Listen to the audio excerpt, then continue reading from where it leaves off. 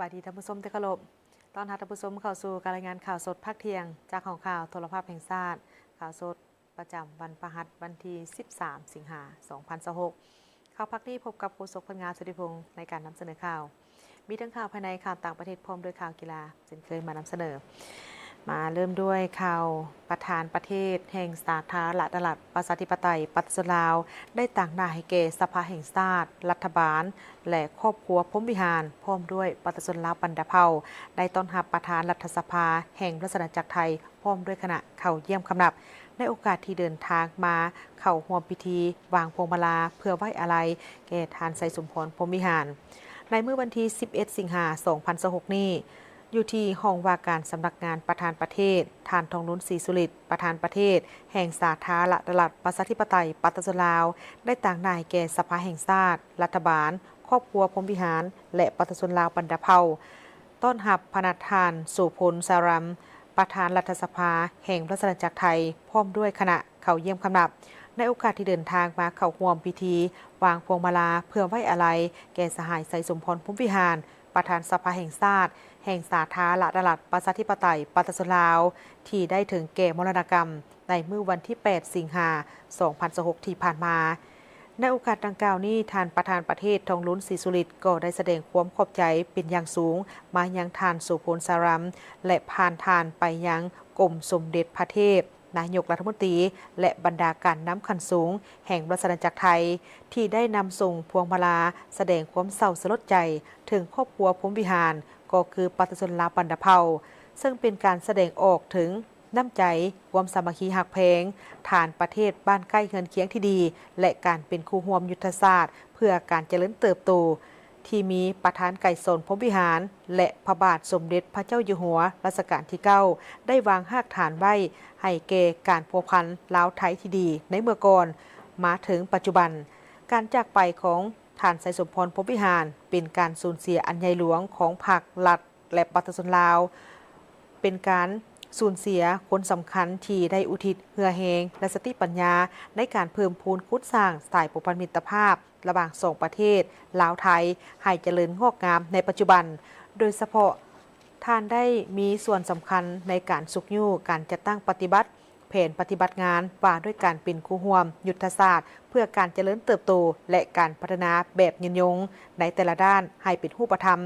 ทั้งมีบทบาทสำคัญในการสุกยู่การทูตรัฐสภาเพื่อเฮ็ดให้มีความเด่นแฟ้นทางด้านสายผูกพันมิตรภาพและการร่วมมือระหว่างสภาแห่งชาติลาวและรัฐสภาไทยให้ก้าวเข้าสู่ลงลึกและเจริญงอกงามและขยายตัวจนมาถึงปัจจุบันในขณะเดียวกันประธานรัฐสภาโสพลสารัมก็ได้ต่างหน้าให้แก่รัฐสภาและประชาชนแห่งราชอาณาจักรไทยแสดงความเศร้าสลดใจอย่างสุดซึ้งและขอแบ่งเบาความทุกโศกมายังรัฐบาลและประชาชนลาวโดยเฉพาะครอบครัวพรหมวิหารที่ได้สูญเสียผู้นำที่แสนเคารพรักในครั้งนี้ท่านสอนไซศรีพันดอนนายกรัฐมนตรีได้โอ้ล้มต่อกองประชุมส่งเสริมและคุ้มครองการลงทุนทั่วประเทศครั้งที่ 1โดยท่านนั้นก็ได้ชี้นำให้เอาใจใส่ต่อกับระเบียบการเด็ดขาดการแก้ไขบรรดาปรากฏการณ์ย่อท่อต่างๆในแขนงการลงทุน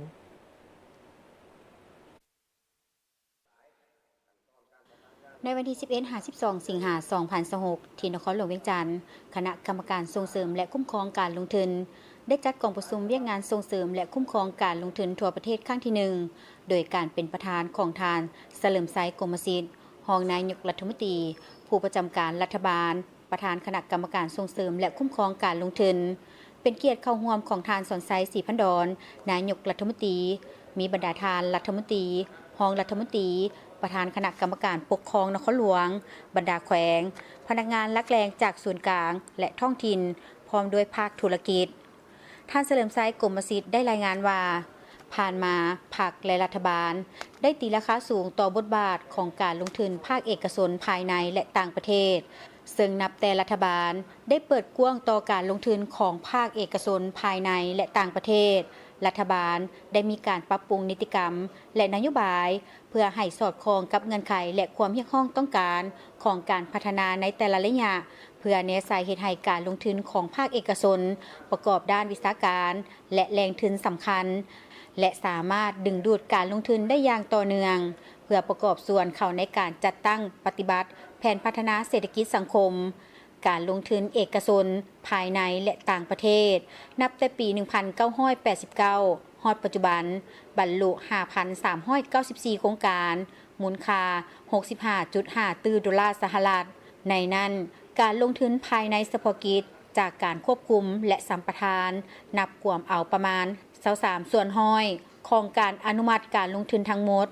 ผู้ลงทุนต่างประเทศที่เข้ามาลงทุนหลายกว่าหมู่แม่นมาจากสาธารณรัฐประชาชนจีนจำนวน970โครงการมูลค่า15 ตรีดอลลาร์สหรัฐรองลงมาแมนสาธารณรัฐสังคมนิยมเวียดนามมี441โครงการมูลค่า 12.7 ตรีดอลลาร์สหรัฐและราชอาณาจักรไทยมี686โครงการมูลค่า 6.9 ตรีดอลลาร์สหรัฐเฉพาะใน7เดือนต้นปี 2026ได้อนุมัติการลงทุนในกิจการสัมปทานและบัญชีกิจการคุ้มครองทั้งหมด34โครงการมูลค่า 8.5 ตรีดอลลาร์สหรัฐเมื่อเทียบสายระยะเดียวกันของปี 2025เพิ่มขึ้น68ส่วนห้อยและการนำเข้าทุนตัวจริงบรรลุ1 ตรีกว่าดอลลาร์สหรัฐกองประชุมได้รับร้องเอาปัญหาสำคัญของเวียกงานส่งเสริมและการคุ้มครองการลงทุนด้วยความเป็นเอกภาพสูงโดยมอบให้ทุกกระทรวงองค์การเทียบเท่ากระทรวงและองค์การปกครองนครหลวงแขวงสืบต่อจัดตั้งภาระบทบาทของตนในการยู่แฮงการลงทุนของภาคเอกชนให้บรรลุ 4,9,470 ตื้อกีบหรือเท่ากับ 64.4 ส่วนห้อยของการลงทุนทั้งหมดตามคาดหมายของแผนพัฒนาเศรษฐกิจสังคมแห่งชาติ5ปีครั้งที่10 2026-2030การพัฒนาต้องนำไส้ทาแหงบ่มซ่อนทางด้านทรัพยากรที่มีของประเทศให้เกิดผลประโยชน์สูงสุดตามทิศยืนยงสีเขียวโดยการสุกยูส่งเสริมค้นคว้าให้นโยบายและสร้างกลไกที่เอื้ออำนวยให้มีการพัฒนาของบรรดาหัวหน่วยธุรกิจของภายในให้สามารถแข่งขันได้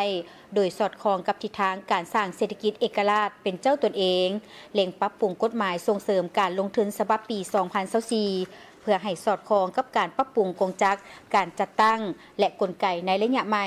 ติดพันกับภาระบทบาทของคณะกรรมการส่งเสริมและคุ้มครองการลงทุน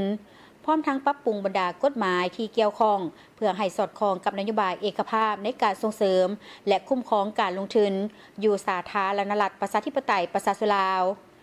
กองประชุมได้เอกภาพต่อกับผลการประเมินการจัดตั้งปฏิบัติดำรัสว่าด้วยการจัดตั้งและการเคลื่อนไหวของคณะกรรมการส่งเสริมและคุ้มครองการลงทุนฉบับเลขที่530/นย.ลงวันที่11สิงหาคม2025และเห็นดีให้เสนอปรับปรุงดำรัสฉบับเลขที่530/นย.ลงวันที่11สิงหาคม2025เพื่อให้กงจักรด้านรัฐในขั้นศูนย์กลางและขั้นท้องถิ่น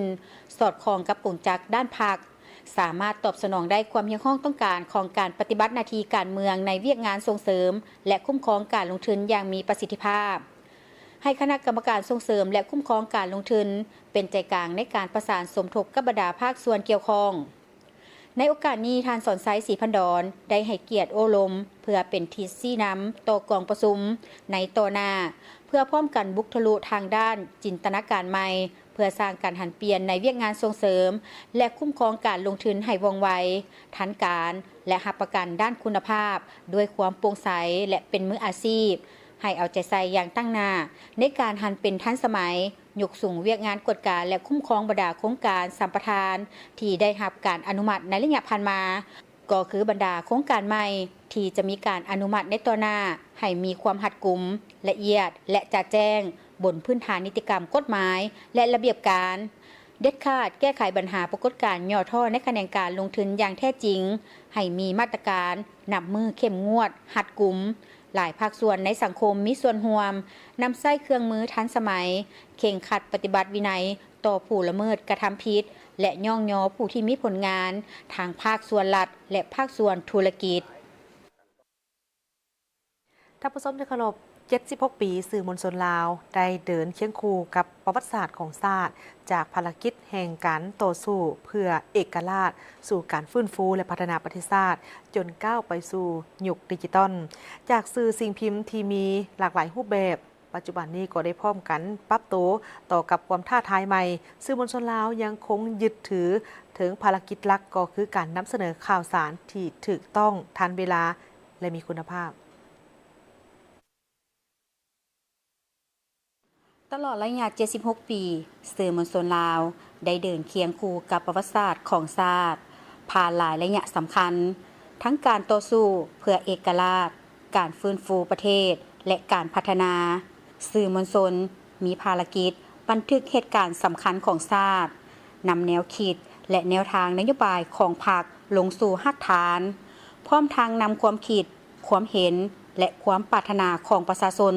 ส่องแสงต่อพรรครัฐจึงเป็นขั้วต่อสำคัญระหว่างพรรครัฐกับประชาชนในระยะการต่อสู้เพื่อเอกราชข่าวสารเป็นดังอาวุธทางความคิดเคียงคู่กับการต่อสู้ในสนามรบการเผยแพร่แนวคิดการสร้างความเชื่อมั่นและการปลูกจิตสำนึกเป็นส่วนสำคัญในการสร้างการร่วมแรงร่วมใจของประชาชนวันที่13 สิงหาคม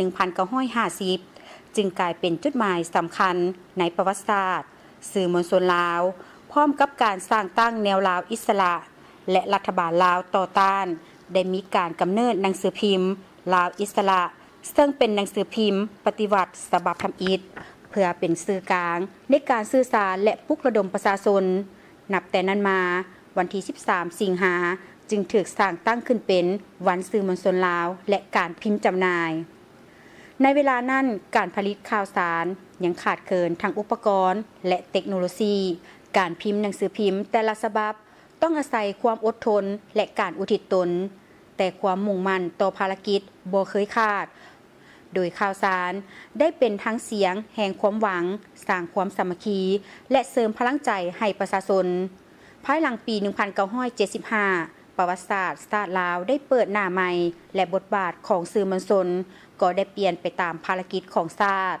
การปลุกระดมสู่การพัฒนาประเทศชาติสื่อมวลชนได้นำแนวคิดและแนวทางนโยบายของพรรครัฐลงสู่ประชาชน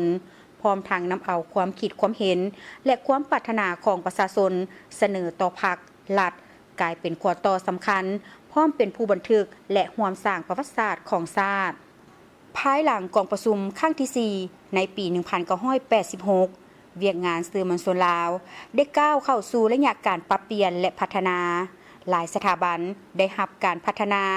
นักข่าวรุ่นใหม่ได้รับการฝึกอบรมเทคโนโลยีการพิมพ์และการผลิตข่าวสารได้รับการยกสูงและข่าวสารเริ่มกระจายไปสู่แขวงต่างๆกว้างขวางขึ้นก้าวเข้าสู่ศตวรรษที่ 21 การเปลี่ยนแปลงยิ่งเห็นได้ชัดจากหนังสือพิมพ์สู่วิทยุโทรภาพและสื่อออนไลน์จากหน้าเจี้ยขาวดำสู่หน้าจอดิจิตอลและจากสถานีออกอากาศสู่การสื่อสารผ่านอุปกรณ์มือถือปัจจุบันสื่อมวลชนลาวได้ขยายสู่เว็บไซต์โซเชียลมีเดียโมบายแอปพลิเคชันพอดคาสต์ดิจิตอลทีวีและมัลติมีเดียเจเนอริสเฮ็ดให้ข่าวสารว่องไวกว้างขวางและเข้าถึงประชาชนได้หลายขึ้นนักข่าวยุคใหม่จึงบ่เพียงแต่เป็นผู้เขียนข่าวแต่ยังเป็นสร้างภาพสร้างวิดีโอผู้ตัดต่อผู้ผลิตรายการและผู้สื่อสารในหลายเวทีพร้อมกันนั้นความไวของข่าวสารก็มาพร้อมกับความท้าทายใหม่ทั้งข่าวปลอมและข่าวบิดเบือนสื่อมวลชนจึงต้องเน้นความถูกต้องการตรวจสอบการยืนยันข้อมูลและจรรยาบรรณวิชาชีพเคียงคู่กับการนำใช้เทคโนโลยีในโลกที่ข่าวสารเคลื่อนไหวอย่างว่องไวการเป็นสื่อมวลชนบ่ได้หมายถึงเพียงการนำเสนอข่าวสารแต่ยังหมายถึงความรับผิดชอบต่อประเทศชาติประชาชนและความจริงพร้อมนี้เพื่อให้กงจักรมีความกระทัดรัดโรงเรียนแข็งแรงและมีประสิทธิภาพพรรคได้วางแนวทางปรับปรุงกงจักรการจัดตั้งลงวันที่ 12 มีนาคม 2025 โดยโอนภารกิจด้านแถลงข่าวสื่อมวลชนและบุคลากรไปขึ้นกับคณะโฆษณาพรมศูนย์กลางพรรคเพื่อให้การนำพาการชี้นำและการประสานงานมีความเป็นเอกภาพและทันสมัยยิ่งขึ้นตลอด 76 ปีสื่อมวลชนลาวและเวียกงานการพิมพ์จำหน่ายได้ผ่านหลายยุคหลายสมัยจากโรงพิมพ์น้อยๆสู่ระบบดิจิตอลทันสมัย จากวิทยุส่งเสียงขนาดน้อยสู่การสื่อสารผ่านดาวเทียมและเครือข่ายออนไลน์แต่บ่ว่าเทคโนโลยีจะเปลี่ยนไปเพียงใดภารกิจหลักคือการนำเสนอข่าวสารที่ถูกต้องทันเวลามีคุณภาพรับใช้ประเทศชาติและประชาชนยังเป็นหัวใจของวิชาชีพสื่อมวลชนอย่างบ่เปลี่ยนแปลงอนาคตของสื่อมวลชนบ่ได้อยู่ที่เครื่องมือที่ทันสมัยเท่านั้นแต่อยู่ที่คุณภาพจรรยาบรรณความกล้าหาญและความรับผิดชอบของนักข่าวทุกคน76 ปีจึงเป็นทั้งประวัติศาสตร์ความภาคภูมิใจและพื้นฐานสำคัญสำหรับการก้าวสู่บาทก้าวใหม่เพื่อสร้างสื่อมวลชนลาวให้ทันสมัยมีมาตรฐานมีคุณภาพและสามารถแข่งขันในเวทีภาคพื้นและสากลได้มีการก้าเกียมสำหรับงานเทศกาลคำลาวปีที่ 2ในระหว่างวันที่ 4 ถึงวันที่ 6 กันยายนที่จะมาถึงนี้เพื่อเป็นการยกระดับอุตสาหกรรมคำลาวก้าวสู่สากล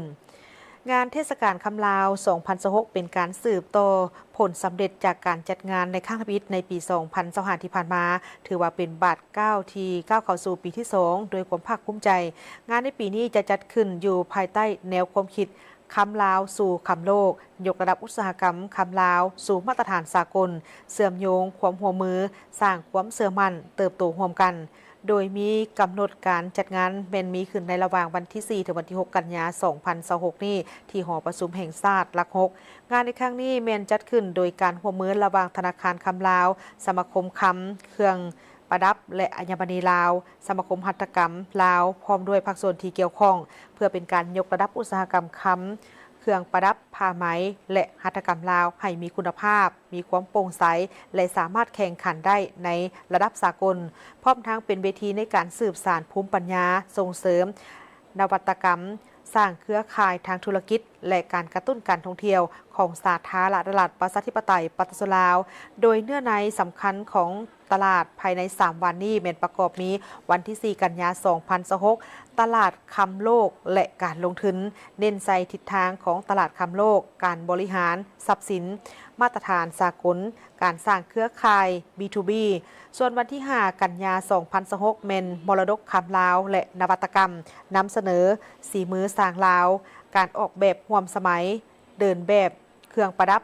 รวมไปถึงการแสดงศิลปะและงานคอนเสิร์ตส่วนในมื้อวันที่ 6 กันยายน 2026ก็จะเป็นความหังมีวัฒนธรรมและอนาคตที่ยืนยงส่งเสริมความรู้ทางด้านการเงินการรักษาคุณค่าทรัพย์สินและการพัฒนาอุตสาหกรรมอย่างมีความรับผิดชอบภายในงานครั้งนี้นอกจากภายในงานจะมีหลากหลายกิจกรรมแล้วสิ่งที่พิเศษก็เป็นงานครั้งนี้จะมีเวทีสัมมนาระดับสูงงานวางแสดงคำเครื่องประดับผ้าไหมเขตวางแสดงนานาชาติงานเดินแบบการนำไส้ระบบดิจิตอล LBB Pass เข้าในการลงทะเบียนรวมไปถึงการบริการคำแบบดิจิตอลนอกจากนั้นก็ยังมีกิจกรรมการบันเทิงอีกหลากหลายทางคณะจัดงานยังได้ฮู้ตื่มอีกว่างานเทศกาลคำลาว 2026 นี้จะสามารถดึงดูดบรรดาผู้เข้าร่วมงานรวมไปถึงนักลงทุนผู้ประกอบการและนักท่องเที่ยวทั้งภายในและต่างประเทศได้ถึง 100,000 คนดังนั้นจึงขอเชิญชวนบรรดามวลชนทุกภาคส่วนให้เข้าร่วมงานดังกล่าวนี้เพื่อไปสัมผัสกับคุณค่าความงดงามและการร่วมกันให้การยกระดับคำลาวก้าวสู่สากลอย่างยืนยง